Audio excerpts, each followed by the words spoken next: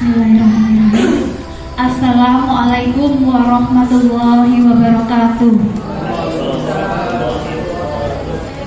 Kepada Ibu Kepala Sekolah SD Negeri Kauman 1 yang saya hormati, kepada Bapak Ibu Guru beserta staf SD Negeri Kauman 1 yang saya hormati.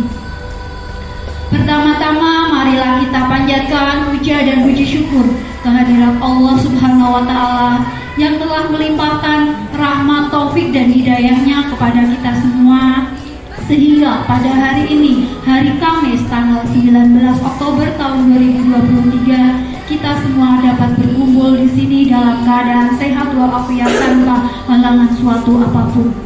Selanjutnya, sholawat serta salam selalu kita haturkan kepada junjungan Nabi besar Muhammad Sallallahu Alaihi Wasallam. Semoga kita semua mendapatkan syafaatnya di yaumul akhir. Amin, amin ya robbal alamin. Bapak Ibu yang kami hormati, sebelum acara ini dimulai, saya mengucapkan terima kasih banyak, terutama kepada Ibu Kepala Sekolah yang telah mengizinkan saya untuk mengadakan acara diseminasi, yaitu penyebaran pemahaman dan penerapan pengalaman budaya positif. Dan terima kasih pula kepada Bapak Ibu guru semuanya yang telah meluangkan waktunya untuk bisa hadir dan mengikuti acara pada siang hari ini. Sebelum acara ini dimulai, perkenankanlah saya membaca susunan acara pada hari ini. Yang pertama yaitu pembukaan, yang kedua sambutan, yang ketiga inti, dan yang keempat adalah penutup. Untuk menyingkat waktu, mari kita buka acara pada hari ini dengan bacaan basmalah bersama-sama. Bismillahirrahmanirrahim. Terima kasih. Semoga dengan bacaan basmalah tadi acara pada hari ini dapat berjalan dengan lancar. Amin, amin ya robbal alamin. Untuk acara yang kedua yaitu sambutan kepada Ibu Inneke Kusumawardani, SPD kami persilakan semua murid.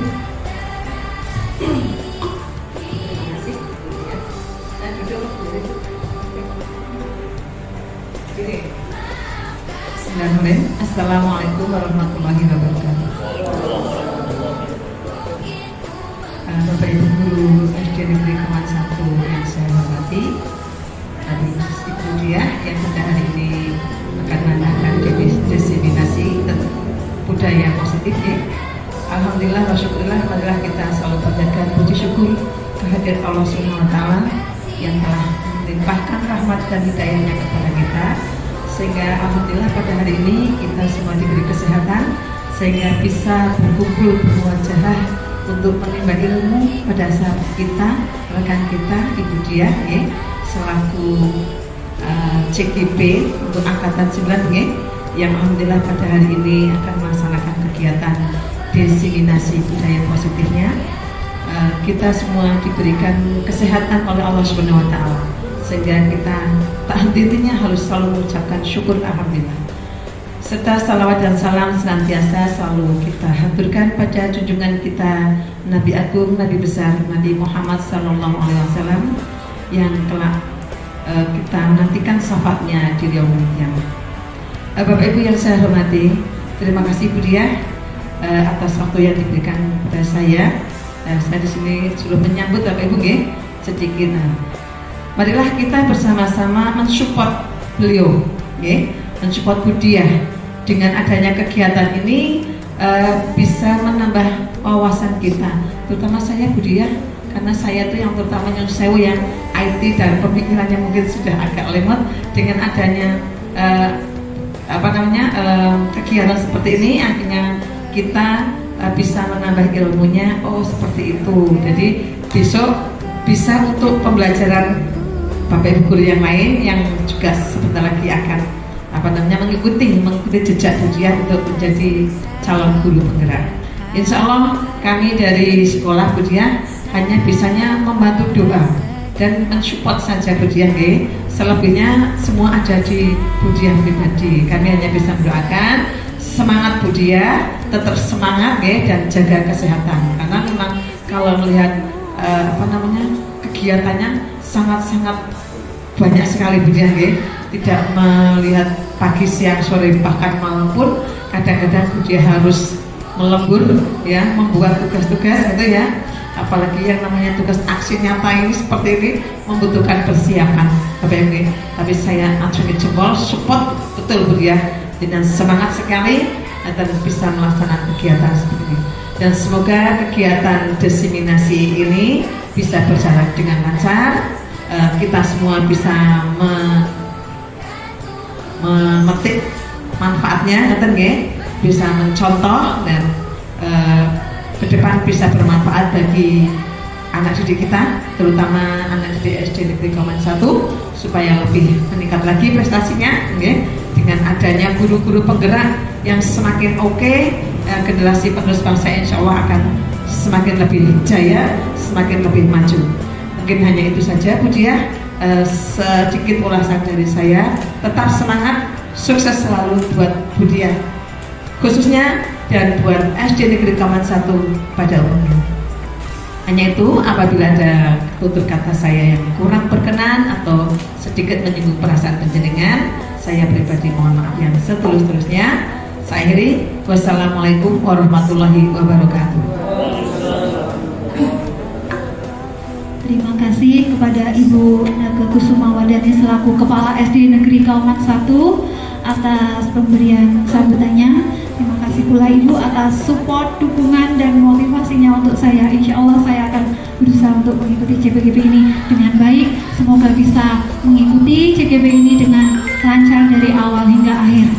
Amin. Bapak Ibu, untuk acara yang berikutnya yaitu inti penyebaran pemahaman dan penerapan pengalaman budaya positif. Saya mulai ya Bapak Ibu. Namun sebelumnya saya berdiri di sini, menjelaskan di sini bukan bermaksud untuk gaya atau menggurui Bapak Ibu semuanya, nggih. Saya tahu Bapak Ibu semuanya tentunya lebih berpengalaman daripada saya dan ilmunya tentunya lebih dari saya. Di sini saya melaksanakan tugas saya, yaitu tugas aksi nyata mengenai penyebaran pemahaman dan penerapan pengalaman budaya positif. Langsung saja ya Bapak Ibu. Nah, adapun konsep inti budaya positif yang nanti akan saya paparkan yaitu mengenai perubahan paradigma belajar, kemudian disiplin positif, nilai-nilai kebajikan, kebutuhan dasar manusia, motivasi perilaku manusia, posisi kontrol guru, kemudian keyakinan kelas, dan yang terakhir adalah mengenai segitiga restitusi. Yang pertama yaitu pembelajaran dengan paradigma baru. Pembelajaran dengan paradigma baru merupakan pembelajaran yang dirancang berdasarkan prinsip pembelajaran berdiferensiasi. Kita semua tahu ya, pembelajaran berdiferensiasi yaitu pembelajaran yang sesuai dengan kebutuhan peserta didik kita yang bermacam-macam.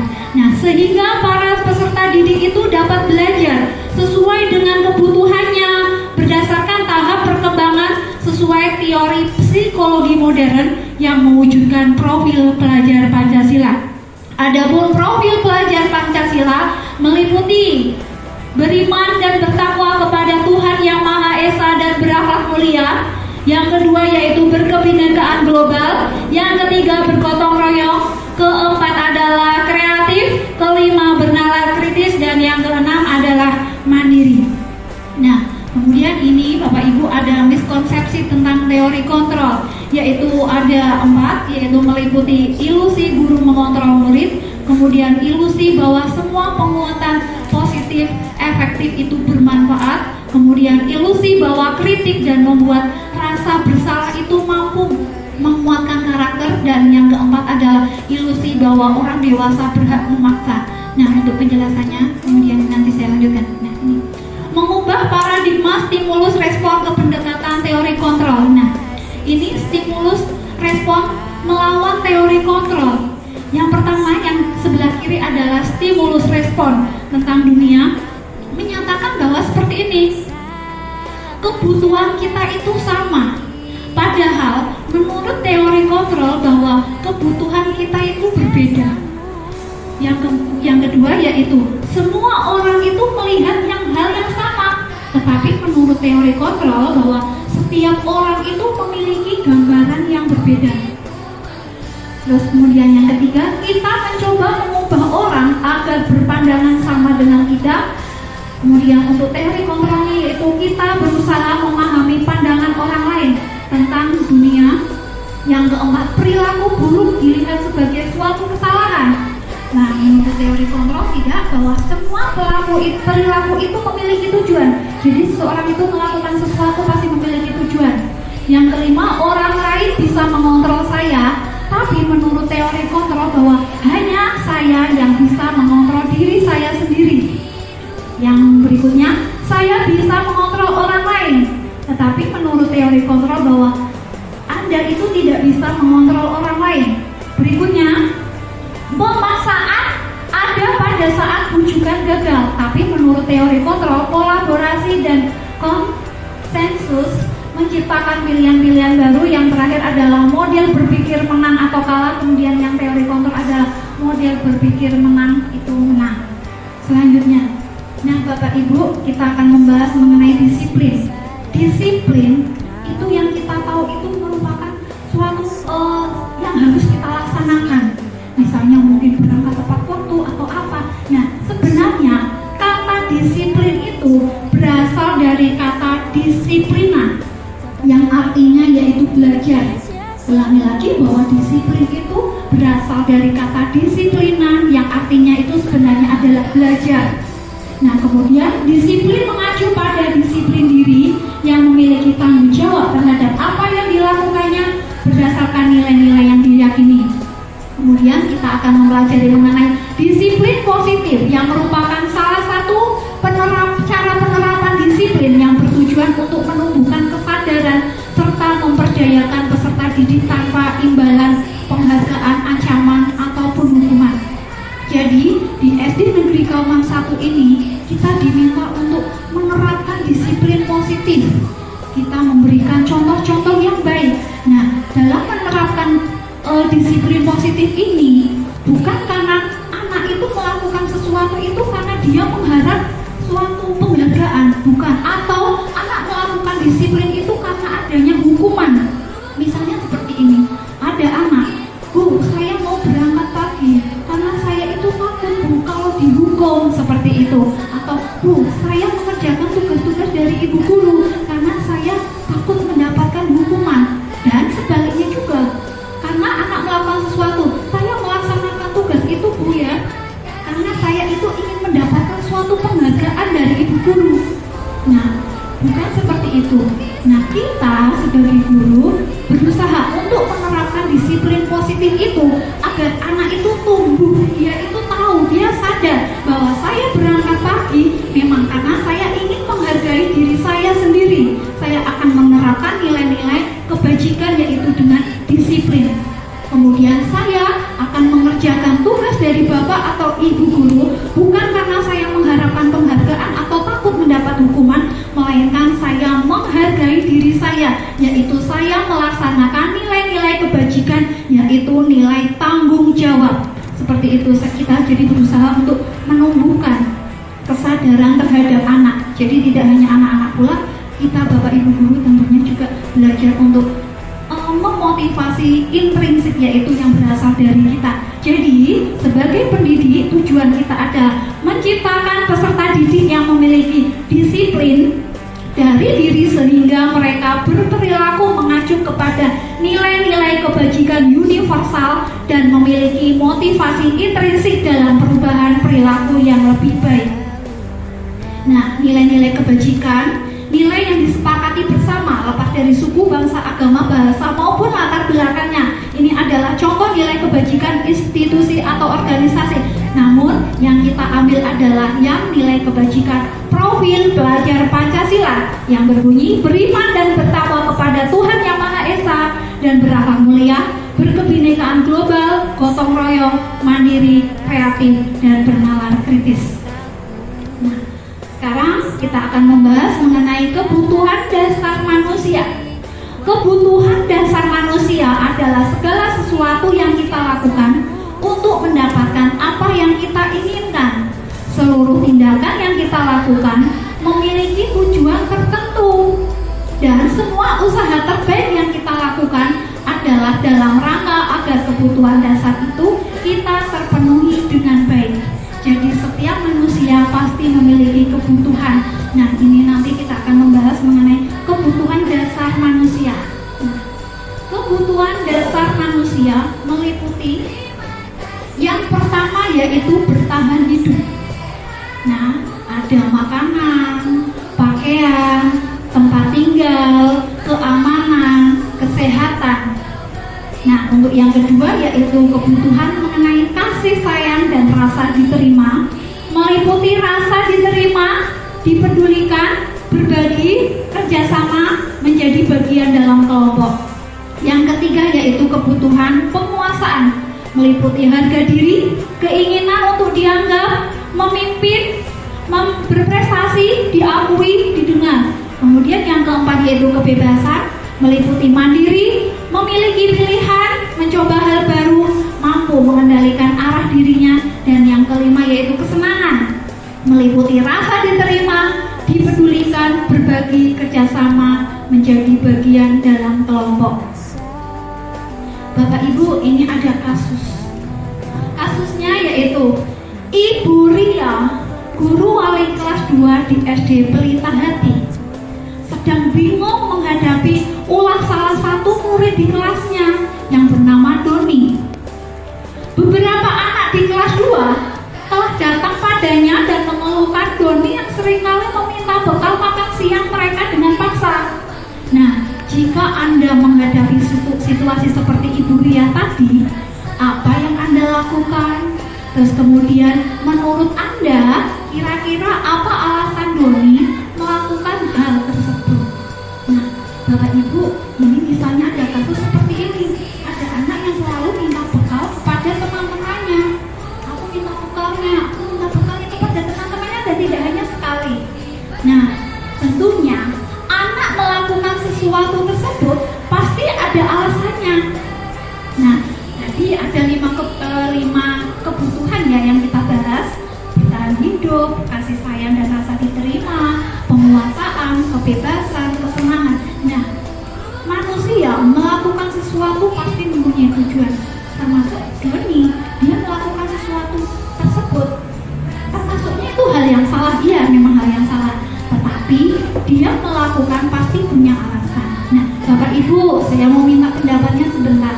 Jika Anda menghadapi situasi seperti Bu Ria tadi, apa ya yang sebaiknya kita lakukan? Ya, pertama kita akan memanggil ini tersebut ya, Bapak Ibu ya. Kemudian kita akan menanyakan, kenapa sih kok Doni melakukan hal tersebut? Nah, setelah kita menanyakan, tentunya kita akan mendapatkan jawaban. Nah, dalam konteks penerapan disiplin positif, Ibu Ria sebaiknya mencari tahu dulu alasan Doni melakukan tindakan tersebut agar mengetahui kebutuhan mana yang sedang berusaha dipenuhi oleh Doni.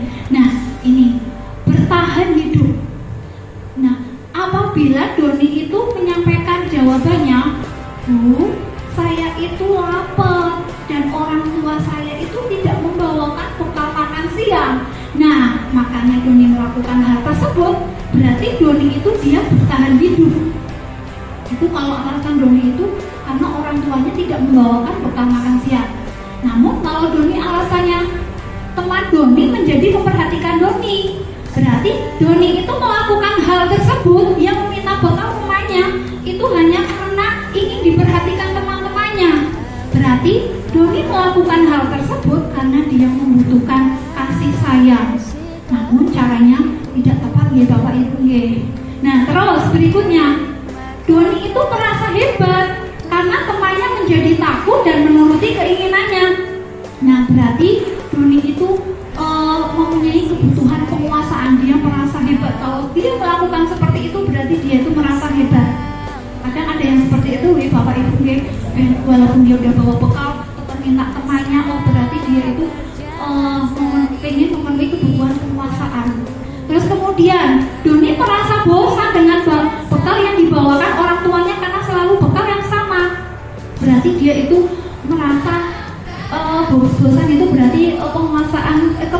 ya, kebebasan dia pengen ganti nomornya seperti itu.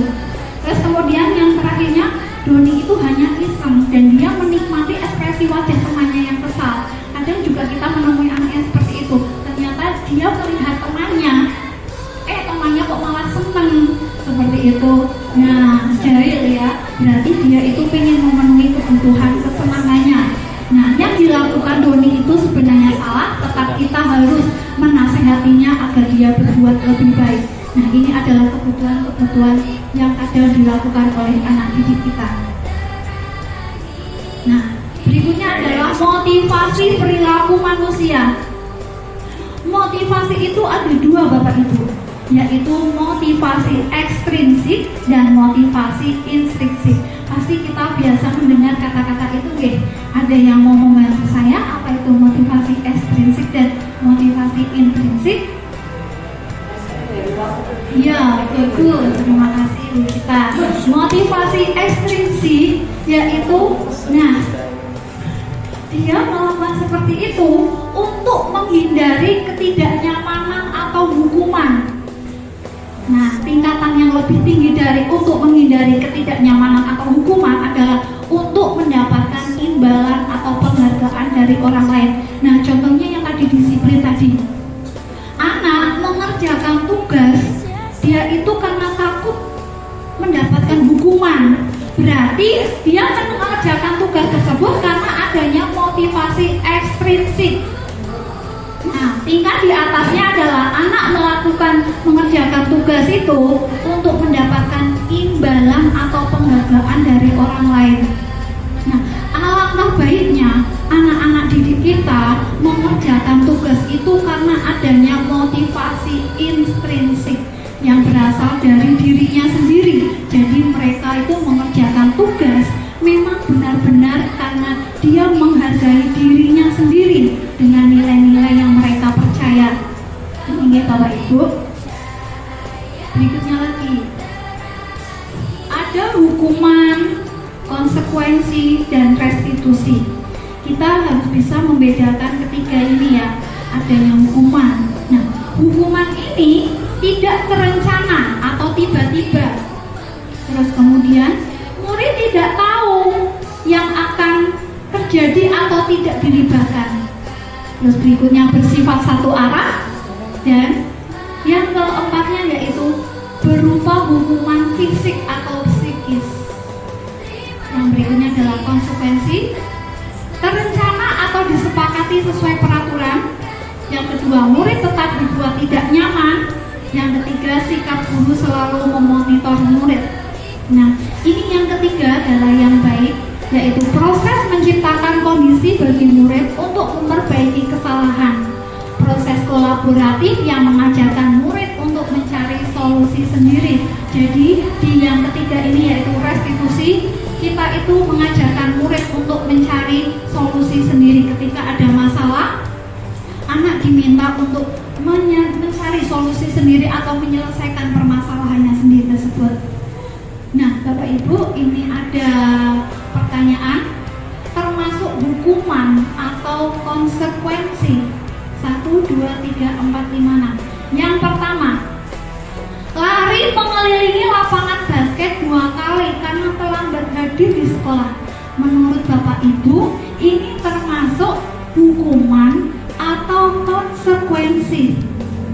Ulangi lagi, kalau hukuman itu berupa tindakan psikis ya, fisiknya.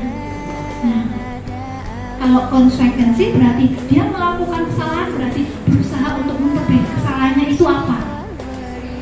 Yang pertama, lari mengelilingi lapangan basket 2 kali karena terlambat hadir di sekolah. Iya, betul Bapak Ibu, bagus. Yang kedua, menggantikan kertas tugas teman yang telah dicoret-coret. Iya. Berjemur di lapangan basket pukul 12 siang karena mengobrol dengan teman. Oh iya. Membersihkan tumpahan air di meja tulis karena tersenggol pada saat belajar. Berdiri di depan kelas sambil mengangkat kaki saku karena tidak bisa melihat pertanyaan. Dan yang keenamnya, kehilangan 10 menit jam istirahat untuk mengerjakan tugas karena terlambat datang dan tertinggal pelajaran selama 10 menit. Alhamdulillah, keenam-enamnya sudah dijawab dengan baik dan benar oleh Bapak Ibu semuanya. Terima kasih semuanya. Misalnya ada murid kita melakukan suatu kesalahan, maka sikap-sikap mana sih yang harus kita lakukan untuk menyelesaikan masalah tersebut? Ternyata ada 5 posisi kontrol guru. Nah, yang pertama yaitu pendukung. Jadi ketika ada masalah, guru ini selalu memposisikan dirinya sebagai pendukung. Berikutnya adalah pembuat merasa bersalah, kemudian teman, yang keempat adalah pemantau, yang kelima adalah manajer. Nah, kita ada pada posisi mana ya? Dan apa sih yang sebaiknya kita lakukan pada posisi manakah itu? Nah, contoh penerapan dan 5 posisi kontrol guru, misalnya ada kasus seperti ini. Ketika upacara bendera ini hari Senin, siswa tidak memakai atribut lengkap pada saat upacara. Maka yang dilakukan guru ketika dia memposisikan diri sebagai pendukung, maka dia akan meminta kepada muridnya tersebut hormat pada bendera selama 1 jam. Karena kita tahu adalah hukum atau hukuman itu berupa fisik ini ya, disuruh hormat pada bendera selama 1 jam. Kemudian ada guru yang ketika itu dia memposisikan dirinya pembuat merasa bersalah. Kata-kata yang diucapkan oleh guru tersebut adalah, berapa kali bapak atau ibu harus memberitahu kamu, kamu selalu saja mengecewakan ibu. Nah, ketika menjadi pendukung, maka nada yang disampaikan adalah dengan nada tingginya. Silakan, kamu hormat pada bendera selama 1 jam. Itu biasanya kata-kata yang diucapkan oleh pendukung dengan nada yang tinggi. Kalau pembuat merasa bersalah, tidak nada tinggi, melainkan nada seperti berapa kali bapak harus memberitahu kamu, kamu selalu saja mengecewakan ibu. Nah, ketika pada posisi teman, nadanya tidak tinggi, tapi berusaha menghangatkan suasana dengan nada-nada yang ramah. Ayo dong, ikuti aturan sekolah. Tolong bantu ibu atau bapak ya sekali ini. Atau ya sudah, tidak apa-apa, lain kali jangan sampai berbuat seperti ini lagi ya. Nada yang disampaikan adalah nada yang bisa menghangatkan suasana, menjadi anak-anak itu akrab dengan diri tersebut. Yang keempat adalah pemantau. Kalau pemantau, kata-kata yang diucapkan adalah, kamu sudah melanggar peraturan sekolah, kamu tahu konsekuensinya. Nah, selain itu, setelah upacara kamu beri atributnya ke kooperatif dan jangan diulangi lagi. Dan yang terakhir adalah manajer. Naren, sini kamu. Ini suaranya terlalu keras. Selamat pagi, Bu. Selamat.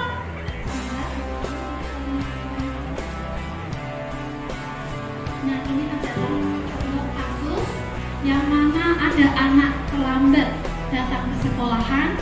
Yang pertama adalah guru tersebut memposisikan dirinya sebagai pendukung.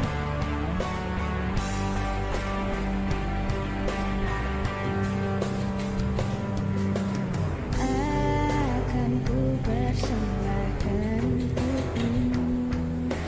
nada-nada alunan laguku. Terima kasih telah beriku. Kamu terlambat.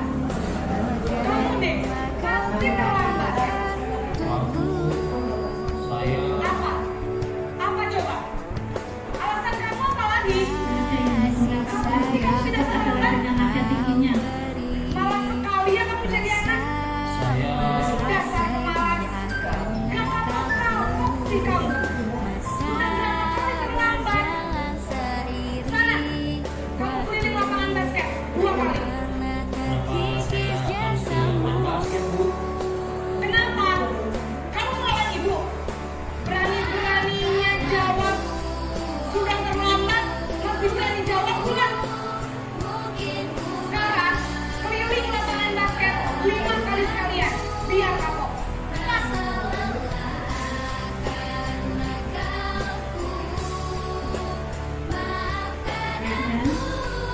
Jadi nada yang disampaikan adalah dengan nada tingginya.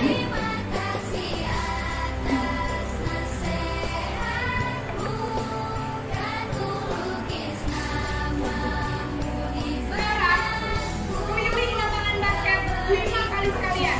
Biar kapok. Pergi sana lapangan basket. Lalu pada murid ketika guru berada pada posisi benar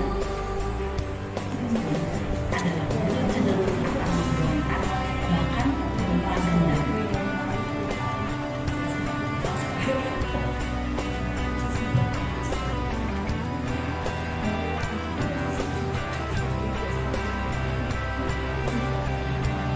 Jadi yang kedua yaitu pada posisi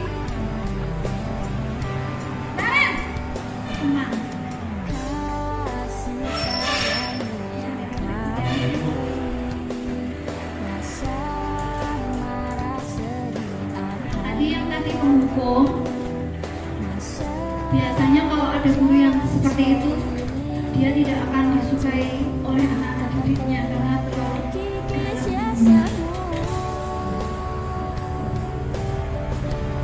Naren.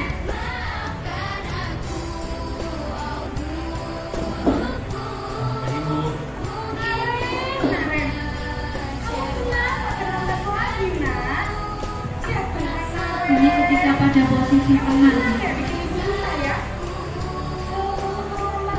Kalau ini membuat merasa bersalah. Nah, bisa lupa ibu tidak bisa enak. Gimana ini? Maaf Bu. Tunggu Naren. Kamu suka ya kalau ibu berbuat kepala sekolah. Terus, sekarang ibu harus tulis apa ini di buku absen? Ini kamu sudah sering kelewatan loh. Ibu harus apa coba? Maaf Bu. Maaf sekali. Ya sudah, lain kali jangan begitu. Sebuah solusi untuk menyelesaikan. Nah, seperti itu Bapak Ibu, mari kita bahas bersama-sama. Untuk yang pertama yaitu penghukum. Jadi ketika dia menyelesaikan masalah dengan menggunakan nada tinggi seperti itu, biasanya dengan tangannya seperti ini, kemudian sama ya, ya. Dan punya dampak.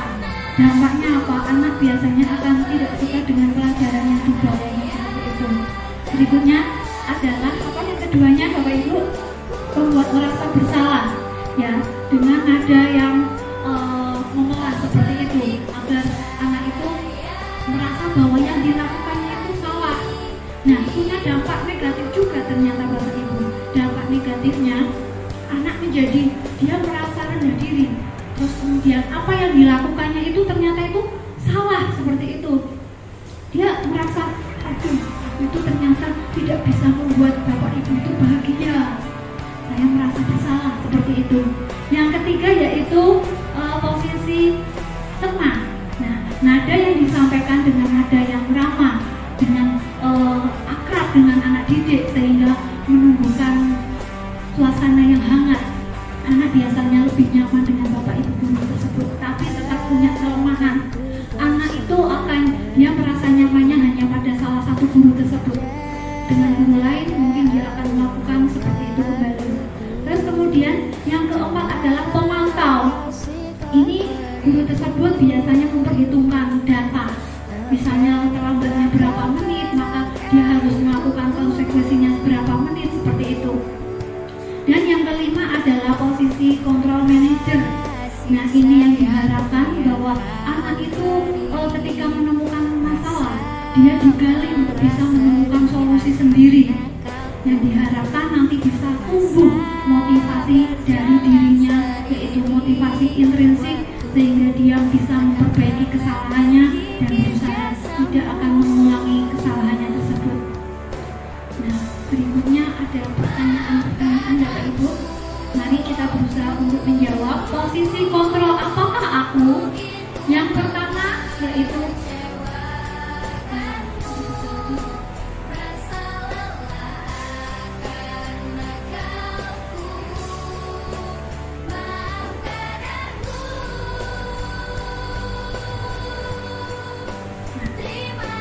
Ibu sangat kecewa sekali dengan kamu. Maka posisi kontrol apakah aku? A. Menghukum.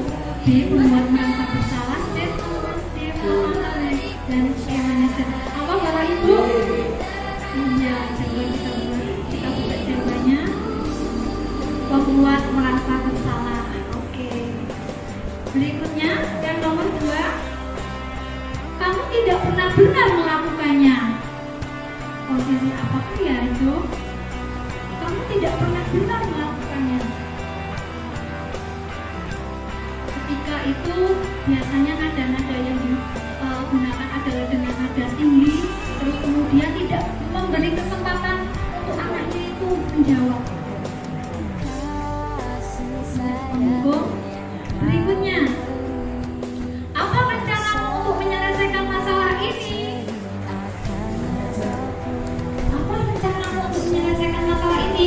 Nah, posisi ini membuat anak itu bisa menyelesaikan masalah ini, masalah sendiri. Bagus. Kemudian, yang keempat, ayolah lakukan demi bapak atau ibu ya. Dengan bagus. Berikutnya, kamu tahu konsekuensinya. Terima kasih Bapak Ibu sudah menjawab pertanyaan ini dengan baik dan benar. Dengan melihat video saja langsung sudah paham ya, sudah langsung bisa membedakan kelima posisi kontrol dalam menyelesaikan suatu masalah. Berikutnya adalah keyakinan kelas. Bapak Ibu pernah mendengar keyakinan kelas? Kalau dulu istilahnya itu aturan atau peraturan, ya, kesepakatan. Kalau kesepakatan ini nanti sama dengan keyakinan kelas ya. Dulu itu kata-katanya itu aturan. Nah, mengapa keyakinan kelas? Mengapa kok bukan peraturan kelas ya? Nah, kalau peraturan itu berasal, itu artinya itu suatu aturan yang mana itu bahasanya itu lebih kaku, dan kemudian kalau peraturan ini misalnya peraturan pemerintah, maka yang menentukan peraturan tersebut adalah pemerintah. Kalau peraturan sekolah yang menentukan berarti sekolah. Nah, sedangkan keyakinan itu berbeda. Keyakinan itu sesuatu yang diyakini atau yang dipercaya. Maka kalau keyakinan kelas itu dibuat bersama-sama oleh anak-anak, sehingga dengan keyakinan yang dibuat tersebut menumbuhkan motivasi intrinsik dari diri anak.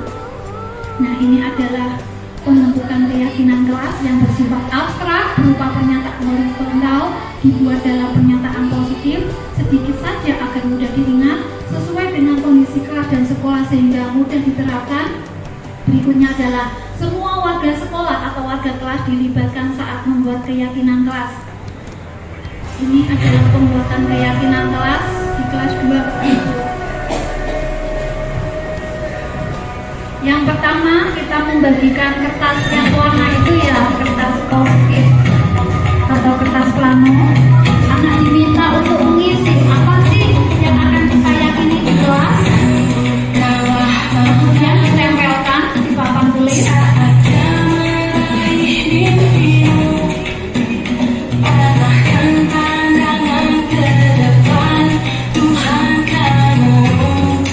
Setelah ditempel di papan tulis, tentunya kita bahas sama-sama apa saja keyakinan atau nilai-nilai yang nanti akan kita yakini di kelas.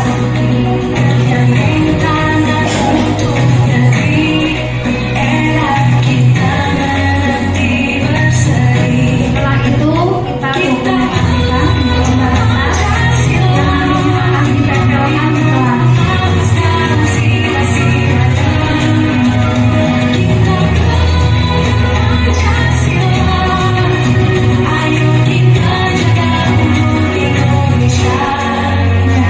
Itu adalah proses pembuatan keyakinan di kelas.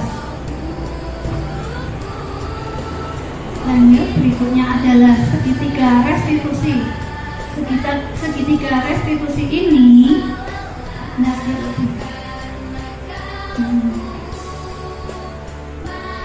suatu proses dialog yang dijalankan oleh guru agar menghasilkan murid yang mandiri dan bertanggung jawab. Nah, ketika kita tiga langkah yang akan kita lakukan. Yang pertama adalah menstabilkan identitas, yang kedua validasi tindakan yang salah, yang ketiga adalah menanyakan keyakinan. Makanya sebelumnya kita membuat keyakinan terlebih dahulu. Nah, ini yang pertama adalah menstabilkan identitas. Jadi ketika ada anak yang melakukan suatu kesalahan, kita yang langkah yang pertama adalah menstabilkan identitasnya terlebih dahulu. Kata-kata yang bisa kita sampaikan, berbuat salah itu wajar, tidak ada manusia yang sempurna. Ibu atau bapak juga pernah melakukan itu. Ibu bapak tidak akan mencari siapa yang salah, tapi ibu atau bapak ingin mencari solusi dari permasalahan ini. Kamu berhak merasa begitu. Kemudian validasi tindakan salah. Setelah kita menstabilkan identitas siswa, maka yang kedua yaitu kita memvalidasi tindakan salah. Kamu pasti punya alasan mengapa melakukan hal itu, padahal kamu bisa melakukan yang lebih buruk dari ini ya. Terus kemudian kamu patut bangga karena telah melindungi sesuatu yang penting buatmu. Yang keempat, kamu melakukannya karena mempertahankan sesuatu yang penting bagimu. Dan yang ketiga yaitu menanyakan keyakinan. Nah, setelah tadi membuat keyakinan, ada anak yang melakukan kesalahan, maka kita ingatkan kembali keyakinan yang sudah dibuat. Apa keyakinan kelas kita? Nilai-nilai apa yang telah disepakati bersama? Seperti apa gambaran sebuah kelas yang ideal menurut kamu? Kamu ingin menjadi orang yang seperti apa? Ini bisa digunakan yang mana? Nah, ini adalah contoh penerapan segitiga restitusi yang sudah saya lakukan, yaitu waktu itu ada anak yang makan saat pelajaran. Ketika kita memberikan penjelasan, ada anak yang makan, padahal kita sudah sepakat bahwa makan itu ketika jam istirahat, tidak pada saat pelajaran.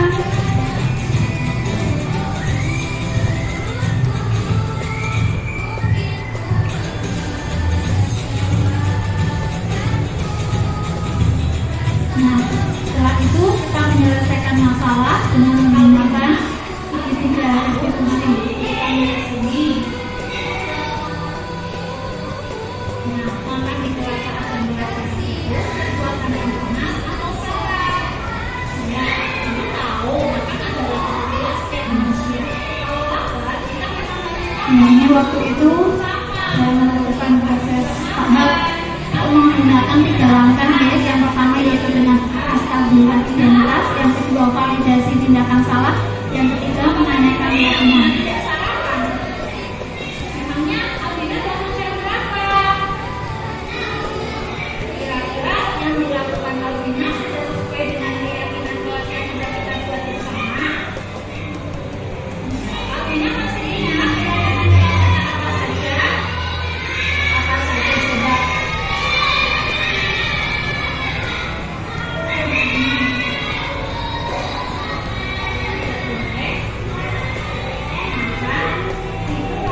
Nah, kira-kira apa yang bisa Alvina lakukan agar tidak makan di kelas lagi? Kurang sebutan nih Bapak Ibu. Berikutnya adalah kasus yang kedua ketika ada anak yang terlambat berangkat sekolah. Akan ku persembahkan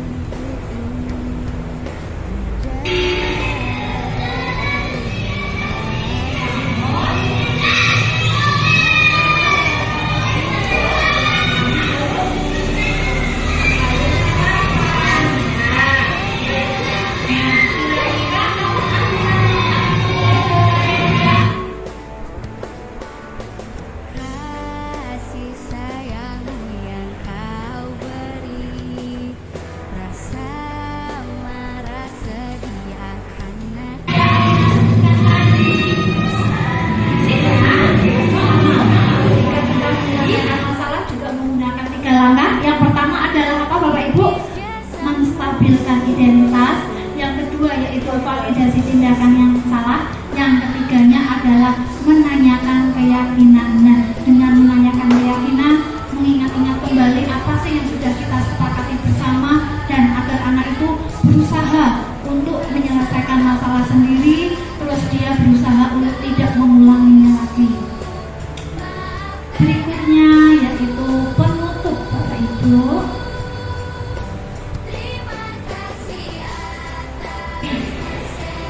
Ini tadi memang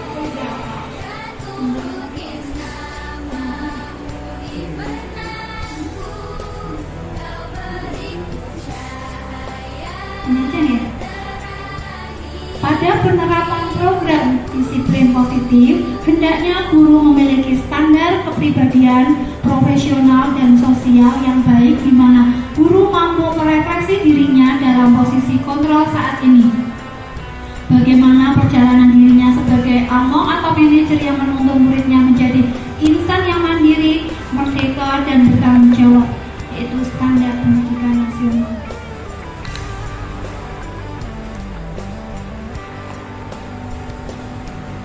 Terima kasih, salam dan bahagia Bapak Ibu Guru hebat. Demikian pemaparan saya mengenai budaya positif, Bapak Ibu. Terima kasih banyak atas waktunya, sudah mengikuti acara dari awal hingga akhir, kemudian aktif dalam menjawab pertanyaan-pertanyaan. Saya mohon maaf yang sebanyak-banyaknya kepada Bapak Ibu semua apabila dalam penyampaian ini saya mempunyai kekurangan atau kesalahan, dan saya mohon maaf yang sebesar-besarnya. Semoga pemaparan tadi dari saya ini bisa bermanfaat untuk kita semua. Ya, terima kasih Bapak Ibu. Assalamualaikum warahmatullahi wabarakatuh.